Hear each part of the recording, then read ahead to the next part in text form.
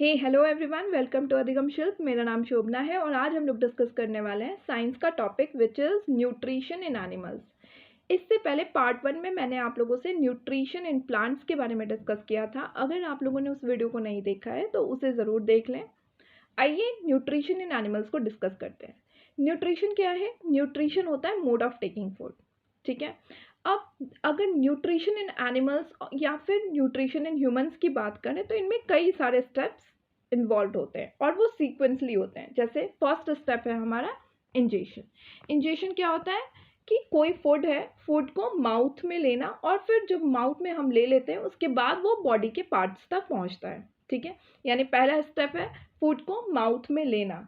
ठीक है, और ये स्टेप कहलाता है हमारा इंजेशन। ठीक है, नाउ नेक्स्ट इज डाइजेशन। जब हमने किसी फूड को ले लिया है तो अब वो क्या होगा, ब्रेक डाउन होएगा और वो सिंपलर सब्सटेंस में कन्वर्ट होएगा। यानी फूड का ब्रेक डाउन होना into simpler substance is digestion. ठीक है, now third one is absorption. Absorption क्या है? अब फूड को हमने ब्रेक डाउन कर लिया यानी कि फूड डाइजेस्टेड हो गया। ये डाइजेस्टेड फूड जो है ये जाएंगे अब ब्लड वेसल्स में। ठीक है, फोर्थ स्टेप है हमारा एसिमिलेशन। अब ये जो ब्लड वेसल्स में हमारे एब्जॉर्ब्ड फूड जो ब्लड वेसल्स में गए हैं ये अब क्या होंगे, डिफरेंट डिफरेंट ऑर्गन्स में जाएंगे। फिर है फिफ्थ स्टेप हमारा इजेशन या एक्सक्रीशन। ठीक है, तो इजेशन या फिर एक्सक्रीशन क्या है? ये है हमारा जो फूड अनडाइजेस्टेड है वो एनस के थ्रू रिमूव हो जाएंगे। मैं एक बार फिर से आपको डिस्कस कर लेती हूँ। इन शॉर्ट हम इनको सीक्वेंसली डिस्कस कर रहे हैं, बाद में हम इन्हें डिटेल में डिस्कस करेंगे। तो पहला स्टेप क्या है हमारा, इंजेशन। इंजेशन क्या है? फूड का माउथ में लेना और फिर माउथ के थ्रू वो बॉडी के पार्ट्स में जाना। ठीक है, सेकेंड स्टेप है हमारा डाइजेशन। डाइजेशन में क्या है? फूड सिंपलर सब्सटेंस में ब्रेक डाउन होना। थर्ड स्टेप है हमारा एब्जॉर्प्शन। इसमें जो डाइजेस्टेड फूड है वो पास हो रहे हैं ब्लड वेसल्स तक। फोर्थ स्टेप है हमारा एसिमिलेशन। एसिमिलेशन में क्या है, जो एब्जॉर्ब फूड है जो कि ब्लड वेसल्स से अब वो कहाँ जाएंगे, डिफरेंट डिफरेंट ऑर्गन्स में। फिफ्थ स्टेप है हमारा एक्सक्रीशन या फिर इजेशन। इनमें जो अनडाइजेस्टेड फूड होते हैं उनका एनस के थ्रू रिमूव हो जाना कहलाता है। ओके, यानी कि हमने इनको इन शॉर्ट में डिस्कस किया है और ये क्वेश्चन आपके एग्जाम्स में डायरेक्ट सीक्वेंसली पूछे जाते हैं। ठीक है, आइए अब हम देखते हैं कि किस तरह से ये सारे डिटेल में प्रोसेस करता है। अब डाइजेशन इन ह्यूमंस, यानी हमने देखा सबसे पहले फूड जो है वो लिया हमने, माउथ में फूड लिया। अब वहां से कॉन्टिन्यूअस कनाल होता है जिसके थ्रू जो है वो काम करता है। ये कॉन्टिन्यूअस कनाल जो है ये कहलाता है एलिमेंट्री कनाल। ठीक है, ये एलिमेंट्री कनाल जो है हमारा है ये माउथ से स्टार्ट होता है और ये एंड कहाँ होता है, एनस में जाके ये एंड होता है। ओके, यानी कि इसमें हमने क्या देखा कि फूड जो है माउथ में गया, माउथ के थ्रू ये कहाँ गया, ये जाता है हर एक बॉडी के हर एक पार्ट्स तक जाता है। ये कॉन्टिन्यूअस एक कनाल है जिसे हम एलिमेंट्री कनाल कहते हैं, जो कि स्टार्ट होता है माउथ से। माउथ को हम कहते हैं बगल कैविटी भी, और ये एंड होता है कहाँ पे, एनस में। ओके, तो चलिए अभी हम देखते हैं माउथ या फिर बगल कैविटी का क्या क्या काम होता है और वो किस तरह से वर्क करता है। तो ये तो हमें पता है कि इंजेशन का जो प्रोसेस होता है वो स्टार्ट होता है माउथ से। इंजेशन का प्रोसेस क्या है, फूड जो है वो माउथ में गया और फिर वो बॉडी के डिफरेंट डिफरेंट पार्ट में जाएगा और ये प्रोसेस कहलाता है हमारा इंजेशन। जब फूड माउथ में गया तो सबसे पहले टीथ अपना काम करना स्टार्ट करता है। टीथ क्या करता है, उसे ब्रेक डाउन करता है स्मॉल स्मॉल पीसेस में।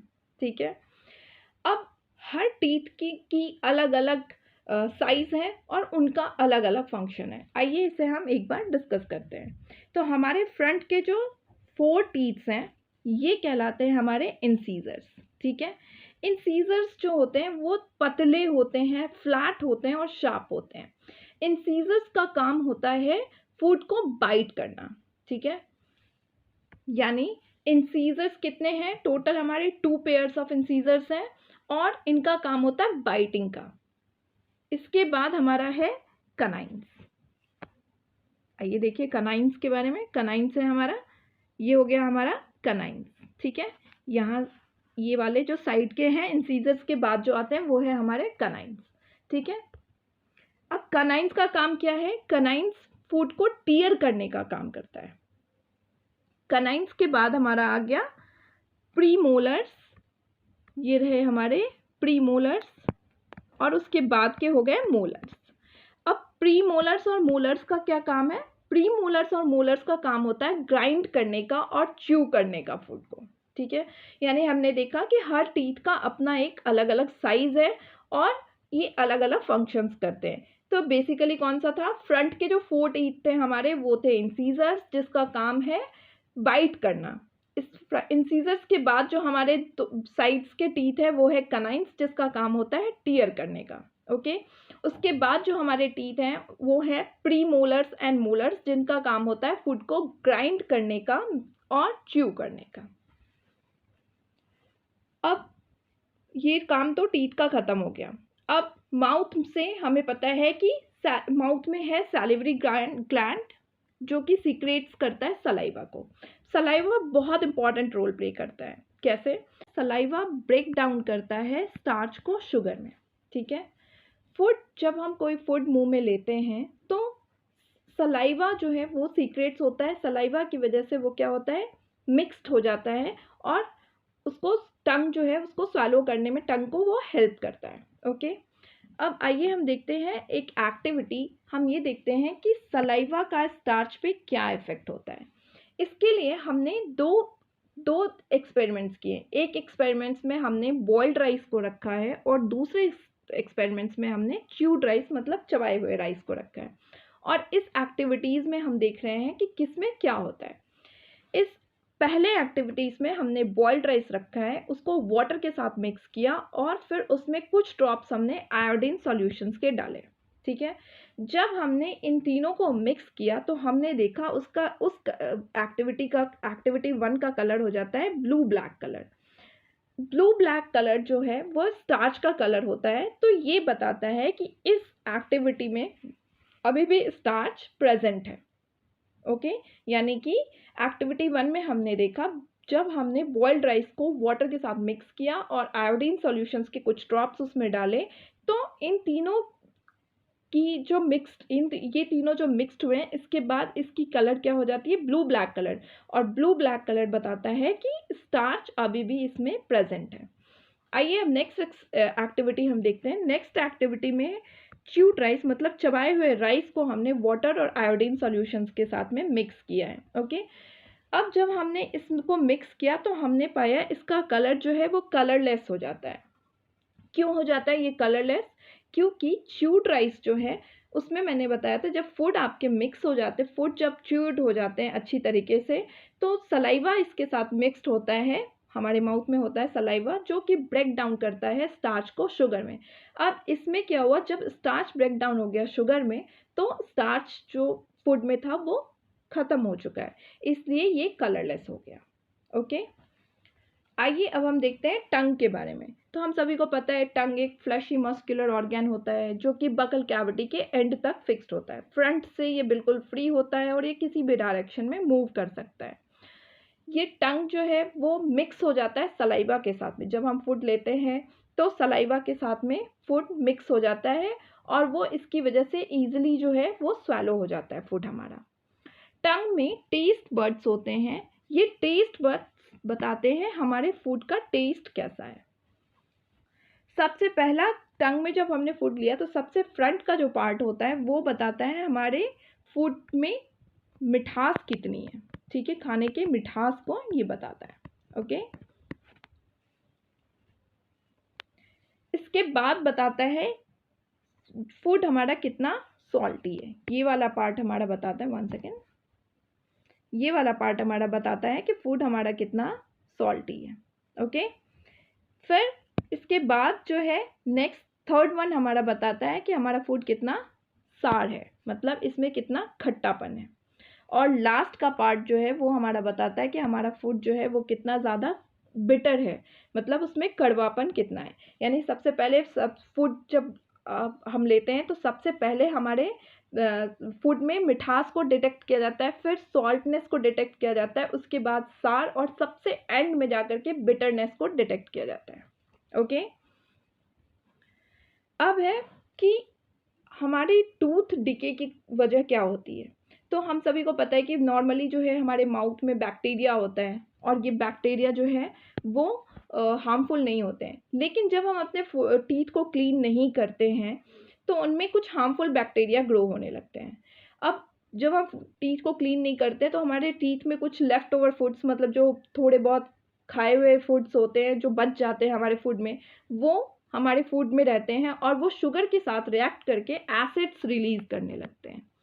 जब ये एसिड्स रिलीज करने लगते हैं तो धीरे धीरे ये हमारे टीथ को क्या करता है, डैमेज करने लगता है, और हमारा टूथ जो है वो डिके होने लगता है। ओके, और अगर हमने उसका बहुत ज़्यादा ट्रीटमेंट नहीं किया तो बहुत सीवियर टूथ ऐक होता है, दांतों में बहुत ज़्यादा दर्द होने लगता है, टूथ लॉस होने लगता है। इसलिए कहा जाता है कि हमें जो है वो ज़्यादा अच्छी तरीके से हमें ब्रश करना चाहिए, अच्छे पेस्ट का यूज़ करना चाहिए। मैंने आपसे एसिड बेस एंड सॉल्ट के केसेस में बताया था कि चूँकि हमारे टूथ हैक में क्या होता है कि हमारे जो बैक्टीरिया होते हैं वो शुगर के साथ रिएक्ट करके एसिड्स रिलीज़ करने लग जाते हैं। तो हमें पेस्ट जो हमारा होता है वो बेसिक नेचर का होता है, मतलब हम नॉर्मलाइज़ करने के लिए क्या करते हैं, चूँकि हमारे बॉडी में ज़्यादा एसिड्स, हमारे दाँतों में ज़्यादा एसिड्स ना हो जाए, तो इसलिए हम पेस्ट का यूज़ करते हैं, क्योंकि वो नॉर्मलाइजेशन का काम करता है। ठीक है?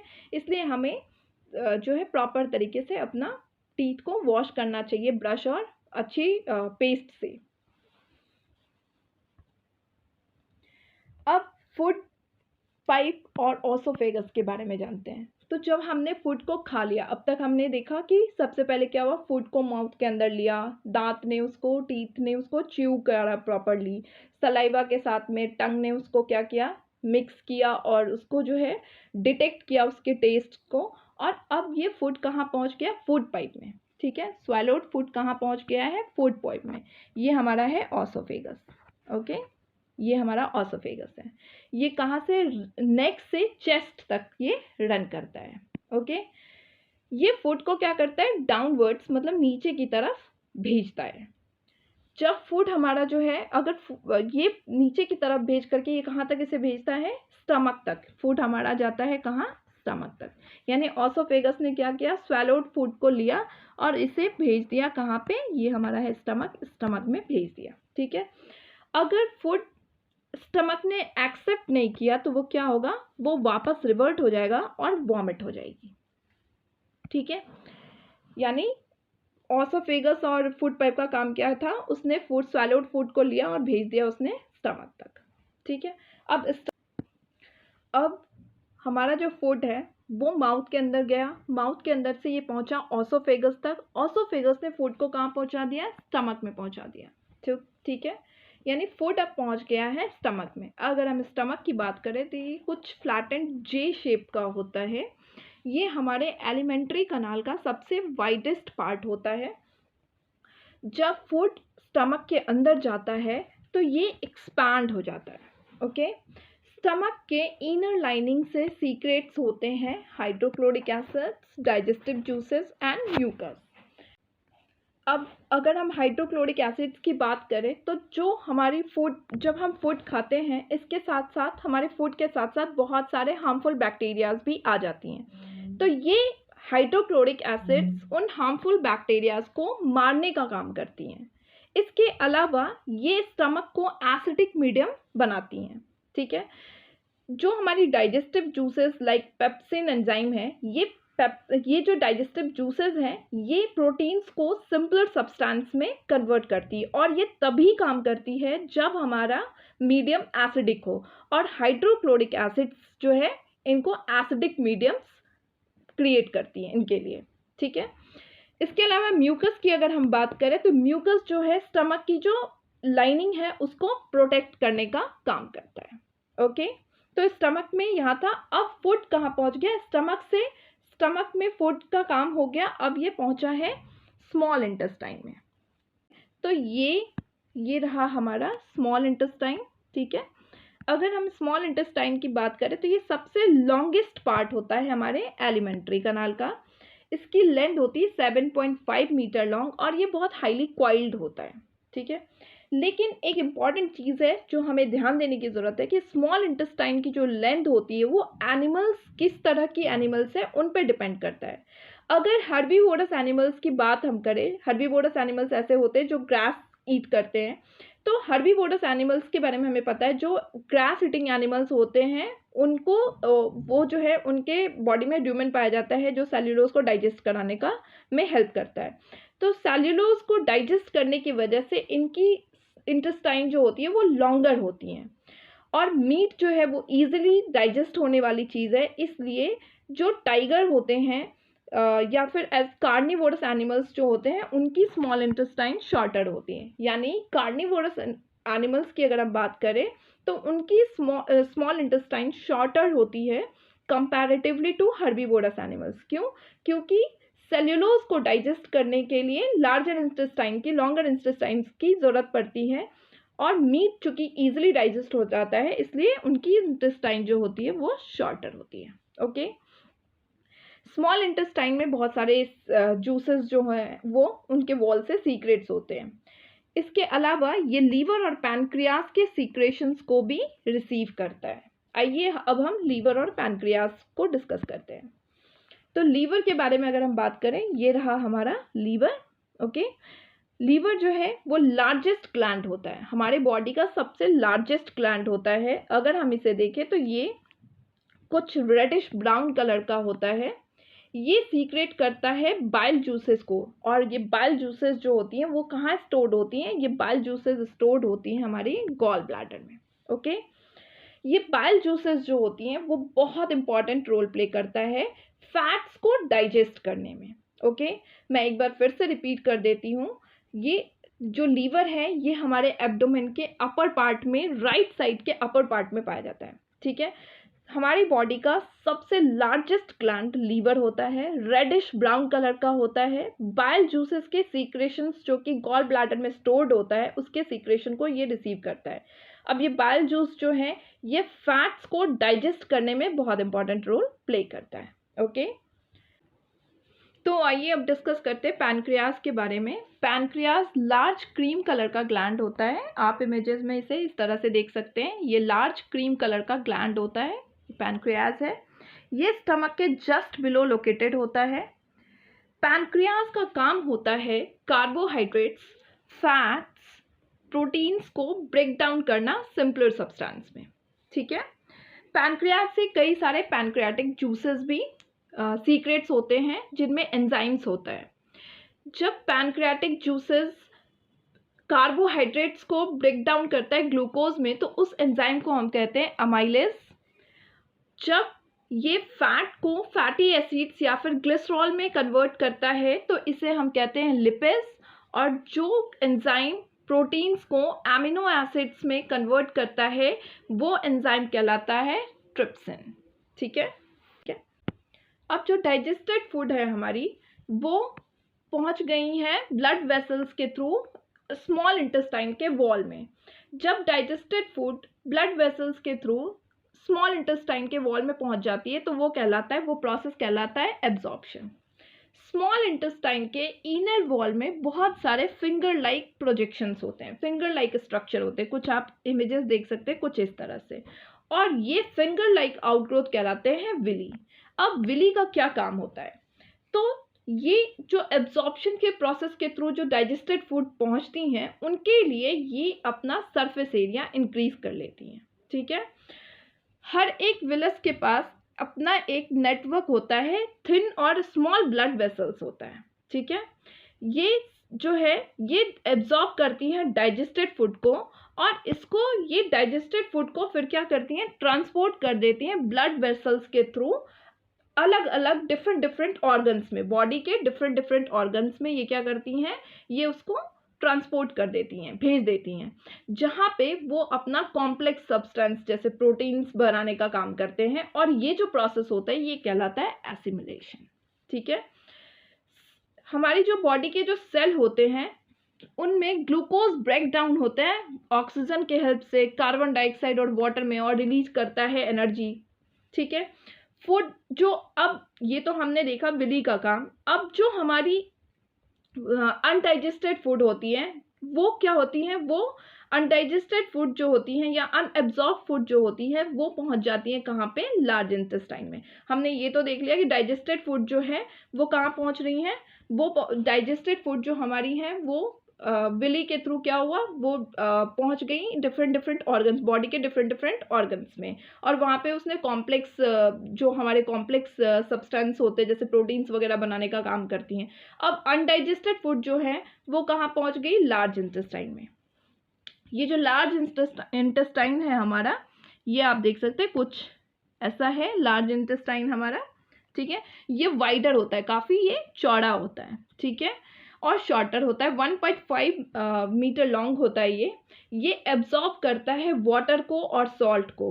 किन चीज़ों से, जो हमारी अनडाइजेस्टेड फूड मटेरियल होती हैं, जो अनडाइजेस्टेड फूड मटेरियल से जो वाटर और सॉल्ट होता है उनको ये एब्जॉर्ब करता है, और जो रिमेनिंग वेस्ट होता है उसको ये पास करता है रेक्टम में, और जो सेमी सॉलिड फीसेस होती है वो रिमूव्ड हो जाती है एनस के थ्रू, और ये जो प्रोसेस होता है ये कहलाता है इजेशन का प्रोसेस, जिसमें सेमी सॉलिड फीसेस जो होती हैं वो एनस के थ्रू रिमूव्ड हो जाती हैं। तो ये हमने आज के टॉपिक में देखा हमारे जो ह्यूमन बींग्स या एनिमल्स का जो मोड ऑफ न्यूट्रिशन है वो कुछ इस तरह का है। आने वाले टॉपिक्स में हम अमीबा के बारे में देखेंगे, हम देखेंगे ग्रास ईटिंग एनिमल्स के बॉडी में क्या पाया जाता है, उनका किस तरह से डाइजेशन होता है। इसके अलावा हम कुछ क्वेश्चंस को डिस्कस करेंगे। आई जस्ट होप कि मेरे ये वीडियोस आप लोगों को अच्छे लगे होंगे। अगर अच्छे लगे हैं तो प्लीज़ लाइक, शेयर और सब्सक्राइब ज़रूर करें। मिलते हैं नेक्स्ट सेशन में नेक्स्ट वीडियो के साथ में, तब तक के लिए bye bye and take care.